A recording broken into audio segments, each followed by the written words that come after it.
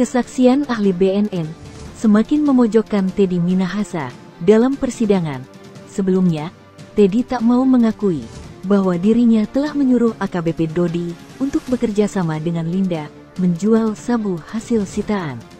Teddy berkilah bahwa sabu tersebut tak bisa dibuktikan jika sabu tersebut milik darinya. Namun, ahli BNN justru memberi jawaban bahwa memang akan sulit ditemukan barang bukti sabu pada seorang yang menjadi bandar narkoba. Apakah suatu percakapan yang menyangkut narkotika, tetapi tidak ada objek narkotika yang dimaksud, baik wujud aslinya, fotonya, gambarnya, atau videonya, itu dapat dikategorikan sebagai tindak pidana narkotika? Saya tadi berikan contoh yang paling gampang tadi, bahwa Jenderal Noriega itu adalah seorang jenderal berbintang 4. Barang bukti tidak ada padanya. Barang bukti tidak ada padanya.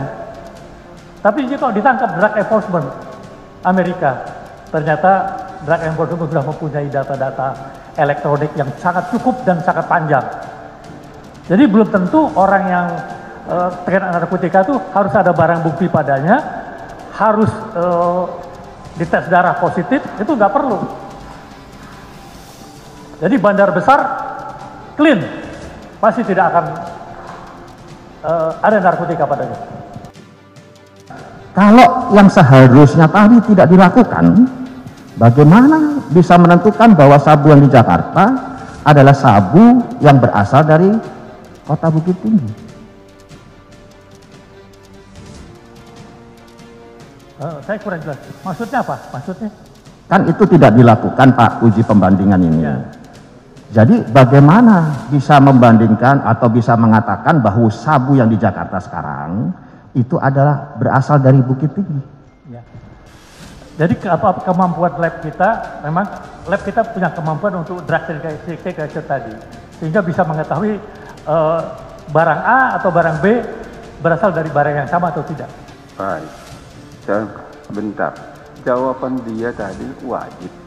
Dari jawaban dia itu sebenarnya sudah bisa kita ambil tarik apa makna fakta yang ingin kita peroleh, ya. Baik, terima kasih Yang Mulia. Dia menjawab seperti terjebak dia nanti. Oke. Pertanyaan lain, silakan. Merasa tak berhasil dengan pertanyaan tentang tak adanya barang bukti, Teddy pun berusaha bertanya tentang rencana dirinya yang hanya berniat meminjam barang bukti sabu untuk menjebak Linda. Namun lagi-lagi, jawaban ahli BNN justru semakin membuat Teddy sulit lolos dari dakwaan. Kemudian yang keempat, tadi dinamika sidang mengatakan bahwa menyisihkan barang bukti lah, ada istilah menyuruh menjual dan sebagainya. Kalau yang sesungguhnya itu baru rencana melakukan entrapment kepada target operasi menggunakan barang bukti yang telah disita oleh kejaksaan. Hukumnya bagaimana, Jenderal? Jadi barang bukti yang sudah disita tidak dapat digunakan kembali untuk apalagi untuk tugas penjebakan berikutnya. Betul teori itu, tetapi ini kan baru tataran rencana pinjam. Kalau yang mau meminjamkan itu tidak mengizinkan, bagaimana pendapat ahli? Aturan tetap tidak boleh, Pak. Ya, aturan tidak boleh. Tetapi kan rencana meminjam. Kalau yang meminjamkan itu tidak meminjamkan, itu ketentuannya bagaimana? Menurut pendapat ahli. Ya, kita harus kembali ke aturan. Karena kita kalau melihat manusia kan repot. Aturannya memang tidak boleh. Baik. Walaupun masih rencananya, aturannya tidak boleh. Begitu. Baik. Yang lain. Tadi ahli sudah menjawab bahwa penggantian barang bukti, penyisihan, menjual, bahkan disebut oleh terdakwa tadi merencanakan, baru merencanakan. Itu pun menurut aturannya tidak boleh. Bisakah ahli memberi pendapat tentang itu? Silakan. Siap. Jadi di Undang-Undang Narkotik itu mulai dari Undang-Undang Nomor 9 tahun 76, 22 97, dan 35 29. Rencana pun tidak boleh di dalam Undang-Undang Narkotika. Jadi merencanakan saja udah nggak boleh, apalagi melaksanakan. Itu Undang-Undang Narkotika. Itu salah satu pasal yang kunci yang harus kita pegang di Undang-Undang Narkotika. Jawaban dari ahli BNN cukup membuat Teddy dan timnya makin pusing. Teddy berusaha lolos karena dirinya yakin bahwa tak ada barang bukti sabu di tangannya. Teddy bertanya kepada saksi ahli BNN, Ahwil Loetan, mengenai percakapan yang berkaitan narkotika, namun tidak ada barang bukti. Apakah bisa dikategorikan sebagai tindak pidana?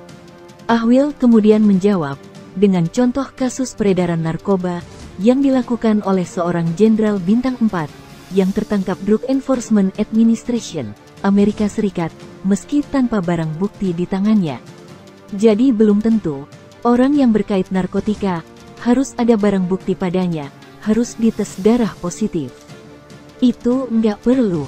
Jadi, bandar besar, clear pasti tidak akan ada narkotika padanya, ujar Ahwil. Mantan Kabareskrim menyebut, dari gelagat Teddy Minahasa, seperti memang sudah lihai dalam melakukan penyelewengan, jual beli sabu, dari hasil barang bukti sitaan. Kalau melihat ini kan, nampaknya dia sudah lihai ya.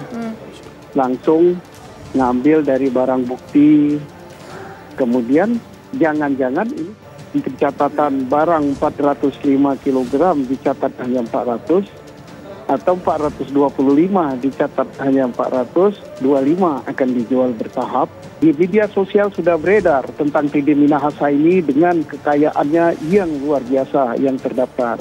Kemudian karirnya selalu pada tempat-tempat basah, bukan berprestasi ya, saya katakan tidak berprestasi dia, tapi bisa menduduki posisi-posisi yang menurut cerita orang-orang tertentu basah. Dalamilah ada apa ini. Teddy disebut-sebut sebagai Kapolda terkaya di Indonesia, karena memiliki harta kekayaan lebih dari 29 miliar, melebihi kekayaan dari Kapolri Jenderal Listio Sigit, yang hanya sekitar 9 miliar saja. Karir Teddy Minahasa juga bisa dibilang cukup melejit. Tentunya, asal-muasal kekayaan dari Teddy Minahasa cukup mencurigakan. Kekayaan dari Teddy dinilai tak wajar, karena 3 kali lipat melebihi kekayaan dari Kapolri.